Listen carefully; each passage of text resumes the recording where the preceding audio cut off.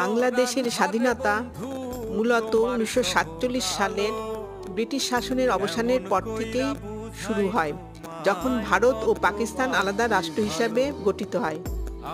এর প্রধান কারণ ভাষা আন্দোলন 1948 থেকে 1952, 6 দফা আন্দোলন 1966, গণ অভ্যুত্থান 1969, 1970 সালের নির্বাচন, অপারেশন সার্চলাইট ও মুক্তিযুদ্ধ 25 মার্চ 1971, মুক্তিযুদ্ধ 26 মার্চ থেকে 16 ডিসেম্বর 1971।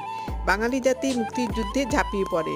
মুক্তিবাহিনী ও ভারতীয় সেনাবাহিনী যৌথভাবে পাকিস্তানি বাহিনীর বিরুদ্ধে লড়াই চালায়। 16 ডিসেম্বর 1971 সালে ঢাকা রেসকোর্স ময়দানে পাকিস্তানি বাহিনী আত্মসমর্পণ করে এবং বাংলাদেশ স্বাধীনতা অর্জন করে। ফলস্বরূপ বাংলাদেশ একটি স্বাধীন রাষ্ট্র হিসাবে আত্মপ্রকাশ করে। 1972 সালে 10ই জানুয়ারি বঙ্গবন্ধু শেখ মুজিবুর রহমান স্বাধীন বাংলাদেশে ফিরে আসেন।